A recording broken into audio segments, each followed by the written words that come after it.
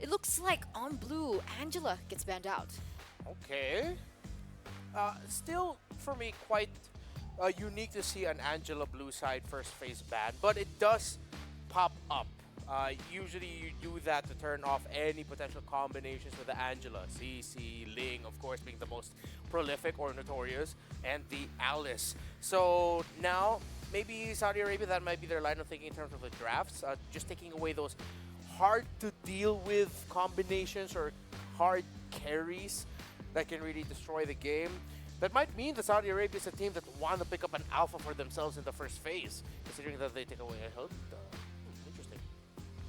Okay, so that's not in their list of considerations, but alpha, I feel like might be coming in first. Suyo banned out. There you go. I was Yeah. gonna say if by banning out the Hilda, and you're okay with the Alpha going up, you're going for the Suyo, but UAE read into it. Wow, the chess match here. So I'm wondering whether or not the Alpha is going to be the contested pick here. Again, it's very similar to what we saw from the previous match earlier with Indonesia, or with the Hilda being banned, is that a signal that they might want to pick up something like an assassin in the jungle? Yep, that's a high possibility too, that maybe they just wanted to make sure that the EXP lane is good and secured so that the jungler of their side can farm up without a problem. Eve getting taken out, usually that means gold laner that doesn't deal well with Eve. Oh. I'm thinking along the lines of a carry. There's a Granger Whoa, ban. Granger ban! Interesting. Is today where we take the lid off of Granger? I think so, because we've been seeing Granger bans actually pop up in the matches not on broadcast. All right, so chalk that up to one of the heroes I want to see in play. I want to see Granger back, whether it be in the gold or in the jungle. Hit the Alpha. The Alpha seems to be like the clearest answer. Or, of course, that there is that too. But picking the Phobius while the Alpha is open to me is it's not always a losing matchup, but you are making things a bit more difficult for your Phobius. And yeah, that makes sense to take out the Eve. If you were gonna first pick Phobius anyway, that makes a lot more sense now. Yeah, the Phobius into an open Alpha is tier 2 level oopsie for me. I think there's so many other better ways to go about it. Well, specifically number one, by picking up the Alpha. So with the Alpha pick, do you think a Matilda could potentially show up? Yes! Yep. Matilda Alpha would be such a great first two picks here for the Arab Emirates if that is something that is available for them. That's money, yeah. I think they're going to stick to Comfort. Florin comes through here, as up. well as the Cyclops. Again, you asked to be able to witness it in person, Finally. and now we're going to see it. It's very similar to the draft that they set up for Guatemala. Would not be surprised if suddenly, what was that? The Ruby, the Freya, and the Hanabi come Hanabi. back up. Like, that's what they're setting up here. Yeah. There's a Matilda. Oh, if they get Matilda Alpha Phobius, that's game. Call it game. Now, Florin is not going to have a good time. I mean, at the end of the day, they still both have support roamers, but if this is an aggressive, high damage jungler for Saudi Arabia, if it's the Alpha or maybe even something aggressive, maybe. No, they're not going to rush the Alpha. They go ahead and pick up the Harith first. But yeah, the first three picks of Saudi Arabia to me look very good in terms of getting a power spike at around the, heck, even 7th minute mark. That's right. Very possible.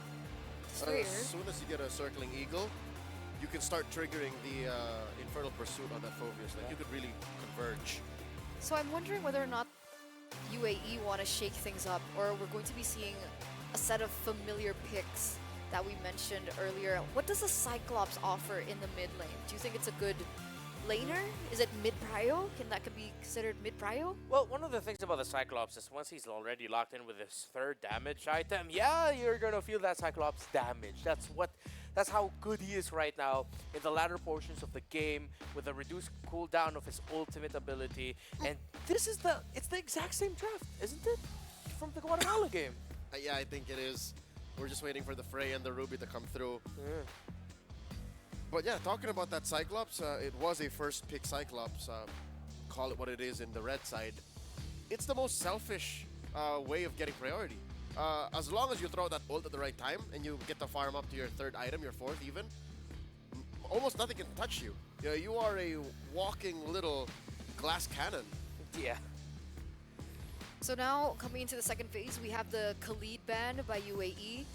What would happen if Saudi Arabia go ahead and go like, you know what? Let's see what happens when we ban the Ruby and the Freya. Oh yeah, I want to see that.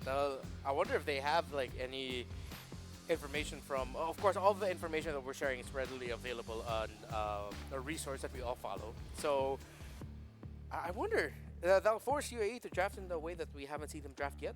I would ban the Freya. Leave the Ruby open, because the Freya is the beating heart of this lineup. Yeah. If you take out the Freya, that definitely forces UAE's hand. The Freya ban, but they go for the Fredrin ban. This is something we were talking about earlier on before we went over to the break. Fredrin ban, why do you think that is? One of the things I was thinking about with the first 3 picks of UAE is that, hey, why don't you park someone tanky in the jungle? Someone that's going to be your main front liner. It looks like the Cyclops and the Florin might actually be able to supplement it well enough, something with good crowd control, not really for damage. I wanted to see crowd control and sturdy. Fredrin would have covered that so well. And I like the Hayabusa ban after seeing the Fredrin ban, honestly.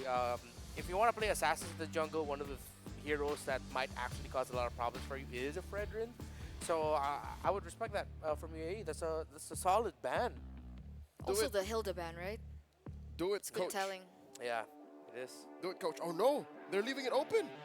By all means, pick the Freya. He's just going to default into it. There's the Ruby. It's the exact same draft that showed up against Guatemala. They did take Guatemala down the wire. 24, 25 minutes, you know? What if the ladies of UAE have crafted a lineup here that is just unexpectedly so good at just holding on and forcing you to make mistakes? It looks like they could, because if you're talking about Peel, you're talking about Sustain, Ruby Florin. If you're talking about Wave Clear, Hanabi, Cyclops. And then you're talking about just sheer fighting prowess, that Freya. So maybe. But it's going to be really important to be able to protect this Hanabi. What if KSA go in with something with a lot more dive again, right? I mean, they still Yeah. have the possibility of picking up an assassin. They can still go for the alpha even. Yeah. Saudi Arabia, I like the alpha here, but their team fight is so... I prefer this. Okay, so they get an assassin that's like deals that instant burst. The lineup of KSA just needed a little bit more. Wait a minute, That's a the little plot bit more twist. longer team fight. Blah blah blah blah blah. Sicilian, good pick. I like it. Harley, cool. All right. Suddenly, I think UAE Oh, take a sudden left turn and say, you know what, forget the Freya. Why don't we just blow up that Sicilian? Oh, and that's going to be a very vulnerable Sicilian as well. Would that force like an early Winter Crown? How would Actually, you it's go not about that? as vulnerable. They have a Matilda. Ah, you're right. So as long as the Matilda keeps tabs on the Sicilian, it shouldn't be as hard of a punish picking up the Harley suddenly. But I do like the creativity. I do like the resilience and the adaptability that UAE have shown, because they're not a one-trick. That's a lot of respect. I got a lot of respect there. yeah, this is gonna be fun. It super is. I'm super excited. So we're going to go ahead and ask the casters what they think. Do you guys like it? I like it. I like creativity, you know, and I kind of expected this. We kind of expected this from UAE and Saudi Arabia. Who's going to go with a crazier draft? I think if it comes down to just creativity and crazy draft, we got to give it over to UAE. That was a crazy draft, man. Picking up the Hanabi and the Harley, the double H combo. Although we do have some surprises too from Saudi Arabia, right? We saw the Sicilian all the way to the end. I am loving UAE's draft because, sir. you know, our panel talked about this even before we started the day. They were like, one of the great things about MLBB women's competitions is you are going to see picks like this, and now we get to see it in execution. And in the best of one, it certainly is going to be very interesting to see. Ladies and gentlemen, welcome to match number 2 here. That is being streamed. There are obviously a lot of matches that are being not streamed as well here, played offline. You guys can check it out at IESF.gg. But welcome to the land of Dawn here as we get to see the first Harley in IESF 2024 WEC Riyadh. Yuki, seems like the clear's pretty good. It's got to be pretty good, man. I mean, as someone who there's 2 heroes that I love. I mean, everybody knows that I love Gord, but my second and third most played mages are actually Cyclops and Harley. So, like, You got both. I got both. I got both in one game here, so I'm really excited to see how this works. And part of it also is, I mean, everybody that's played against a Harley in the game knows that, you know, you got to watch out because the deadly magic is quite bursty, especially, I mean, think how often they can actually proc things. You also have a Temporal Rain emblem for Maria here. So, you know, the whole game plan is obviously get the lockdown if they can with the Cyclops, and then if they want to use deadly magic with Yuki, there's so many interactions that can happen. And not to mention, you know, we haven't seen Florin too much, also running a Revitalize, so I feel like this is going to be one of those games here, Mirko, that takes some time, really. Rafa.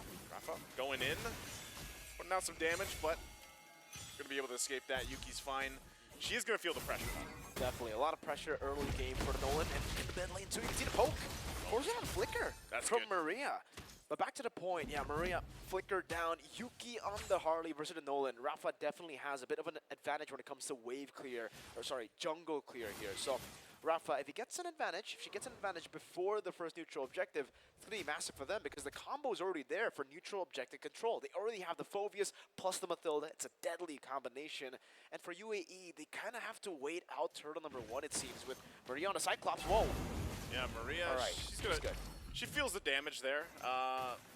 Lyrics is just going to go ahead and hold this up, this front. Yeah. I don't really see that much of an entry point here for this first entry. turtle, so it just looks like it's going to have to go in the hands of KSA right now. Kuru also feeling that demonic force, the demonic pursuit there. But yeah, objective secured. Yeah, as I said earlier, right? I mean, the fact that they have a Cyclops, it's going to be very tough to control neutral objectives. And for Saudi Arabia, it's literally the opposite. They have a Sicilian that clears the mid very, very well, a Mathilda to bring in the Phoveus and to utilize that aggression. I think now what's in their minds is definitely they got to try to shut down the Hanabi somehow, right? Lunar's already doing a good job. They got to build up waves and they're going in. Wow. All right, Summon Force going to be dropped down. Claw's not going to connect too. Just does get that level 4. So this is just ultimately a lot of gold going to the hands now of Lunar, like you mentioned. Do they go for a counter play into this? I think Maha, she needs that support. She needs that help here. Yuki does jump in, throws some cards, but to no degree here. Rafa's still around the corner, though. Yeah. It's not just a lot of gold they got, right? But it's also a lot of gold that they denied away from Maha on the Hanabi. I believe it was 2 big cannon minions that she had to miss completely now. And I don't know if she's actually going to miss out on this one, too. I believe she did. Maha, 3 big cannon minions now. Against a composition like this that can snowball really, really well. Even Pinky, you're putting down the pressure onto Yuki. Man, as a gold laner, I hate the Harley pick, right? Because Harley usually just disintegrates my HP bar. But he's so always far, there. With the Mathilda, with you having a Harith in your hands, you know, getting those shields with the Zaman Force, it'll be quite easy. 4-man rotation down below. Wow, they're just going to press this decision. Whoa, Kuru just gone out of the picture so quickly. A flicker burned, and Maria in trouble too as she falls. 2 big, quick kills for Saudi Arabia on the bottom lane. Oh, man, make it 3. Now Livin. That's not enough. Even with the Deadly Magic, Livin's, she's going to be living. The Deadly Magic, so far, it's just been magic, right? Not Yeah. really too deadly just yet. Has to wait for some few more items, maybe possibly a snowball too. But the big concern for me is how they've essentially shut down Maha without killing her, right? In the gold lane, it's just about denying these minions all the way from where we saw earlier, building up the wave, shoving it in, and then zoning Maha from the 2 cannon minions. 3rd minion as well, and that makes it 4 with the push earlier. Free turtle, seems like, for Saudi Arabia. No contest whatsoever for UAE. Oof. Even with that secured objective, you see 2 big items picked up too. Starlium Scythe for Lunar. Like we mentioned, this winning that gold lane, so she is going to be able to go down there. She's probably going to go contest 1 versus 1. Meanwhile, up top as well, Big jumping in, bringing it in with a guiding wind. Maha's gone, so down in the bottom lane, that's a kill. And also up top as Bruise goes down. UAE really struggling on all fronts right now. That's really tough when you don't have that mid-prio, man. When you have a Mathilda on the other side, especially with a Mathilda together with a Sicilian up against a Cyclops, there's no way for you to match up that mid lane clear. So it gives so much room for Pink to just rotate across the map. Nolan already being a high mobility pick. Yeah. Give her a guiding win. And I don't know what we call mobility raised to the power of 2. Is that it? Raise to the power 2. Raised to the power of 2. It's mobility squared. I was going to say, yeah, it's definitely not cube, but it's squared. We can go Squared. there. Quick maths. Maybe we can add cube as we get into the later stage of the game with the guiding wind. Obviously, you know, getting lower and lower in terms of cooldown. But man, you see that damage. Doesn't land the Sanguine Claws, but they're trying to siege this mid lane. Yeah, they want this turret, and they know the advantage. I mean, we're talking about 5,000 gold lead. There's the lockdown. There's the pull, too, from Bruise under the turret. Turret finally goes down. Lunar's going to drop the Zaman Force. She's looking for Yuki. Yuki in trouble. Yuki's already going to fall, and now the Guiding Wind, certainly Eagle combo, will force down multiple members of UAE off the turret. But ultimately, it's just Yuki that falls. Really good siege. Again, for them, is all about utilizing their range, utilizing the healing, and obviously the disengage. She was caught by the Hagen Bana. This is a Livin with a flicker, not a Purify. So by all means, when you get caught by the Higginbana, when you get caught by all these CC and damage abilities, you should be caught up. But the fact that you have so much sustain, a lot of disengage potential, and, you know, I'm talking sustain, you're probably thinking about the guiding wind. No, I'm actually talking about the Bat Feast. Yeah. It's very underrated as a sustain tool, and it makes Sicilian very hard to kill, especially when he is in the lead right now. So, taking a look at the gold earned, as expected, it's Lunar top of the charts here, but next to her, it's Livin. And it's by 1,000, it's pretty big, but the fact that the Sicilian, a late game pick, is doing this well in the early game, is looking bleak, man, for UAE. They do have late game, they do have pretty good clear with, well, I don't know if I want to say pretty good clear right now because they're so far behind. Rafa! Oh, Maria going to be forced off the turret again. They are going to try to delay this, but Maria ultimately going to go down. And now, onto the tier 3 even. Lunar goes in, gets out with the guiding win. Karu, looks like she was just stuck there, so very strong showing once again. Saudi Arabia now just continuing pressure. Even after that objective take earlier on, there looks like they're going to get more turrets here. The timing could not have been worse for UAE. Getting that kill, Rafa delayed the kill.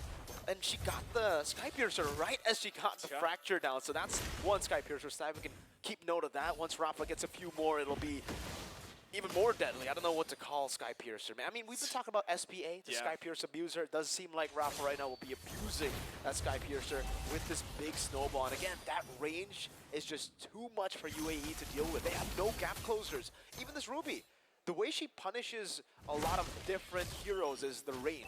But when you get outranged severely like this, you're probably only going to get the bonus, maybe? Rafa's maybe.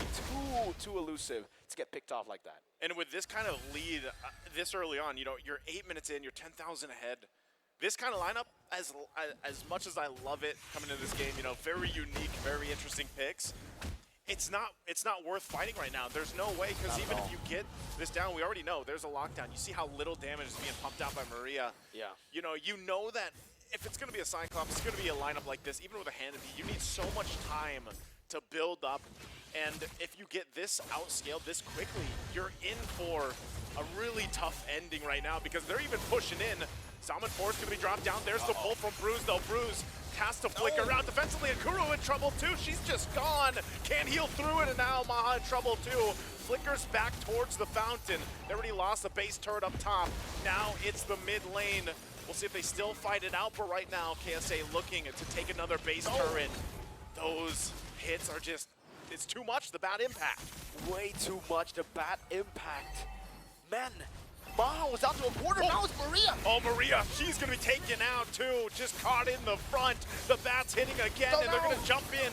Lunar finds that one. Kuru in trouble again too, as she falls. 2 members left of UAE. They look to end the game already for KSA, even without a Lord. Yuki in trouble, will be able to survive though. A couple minions left. The base is going to be worked on, and that looks like it might be it for UAE as they face a defeat. As Saudi Arabia takes game 1 in this best of 1. They win the match. Absolute destruction from the hosts of IESF WEC24. 9 minutes was all it took, and it was just complete domination all the way from the start. We were talking about those creative picks, very unique picks on the side of UAE, and unfortunately, we did not see that composition get to a point where you can actually fight back, right? It was a very mid to late game composition with the Cyclops. I mean, to be fair, all of their picks there, even the Hanabi, I would say especially the Hanabi in the gold lane, and the fact that she was paired up in a matchup that, I mean, if we talk about Harith, this is a bully laner, right? Yeah, Unless you go for a Lunox, Harith probably wins almost all the matchups. So the fact that on the Hanabi, you're going to have to deal with the Harith that can constantly just burst you, out-trade you, and sustain through your early game damage, that was well played from Saudi Arabia. We got to give it to these girls, man, to these ladies. An absolutely phenomenal performance, amazing discipline too. When they were in the lead, they didn't go in randomly and throw away their lead. No, they played it so clean up until the end, and that was shown. With a 9-minute duration game, that was shown. Complete dominance and discipline. Yeah, very strong, and again, it shows how much experience, you know, this squad has and what they've been able to do over the course of the year. It really showed in the gameplay, and, you know, it was more of a, I guess you could say, standard composition that they brought to this game. And like I said, I'm not going to knock the fact that there was some experimentation going on here with the picks that we saw from, you know, UAE. But like you said, if you draft something like that, that's very, you know, mid-game to late-game dependent, you have to get there. Like, you can't get that dominated in the early game and then you have no chance of actually catching your breath there. So just very strong showing, like I said, for KSA, Saudi Arabia, the home squad right now. And it looks good. Hopefully, again, I know we only have certain games on the stream, but hopefully they can emulate that for the next games of the group stage because, man, what a performance. Most definitely. You know, again, that's a morale boost for Saudi Arabia, definitely here in their groups.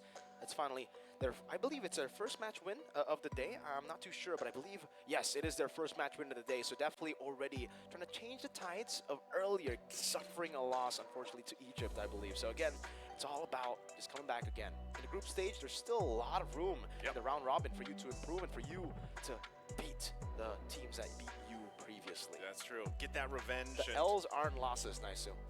What are they? They're learns. I was going to say it for you. Yeah. They're learns. Learns? Lessons? Learns? Lessons. You want to say lesson? You wanted to say lesson. I want to say lesson, but I'm following you here, man.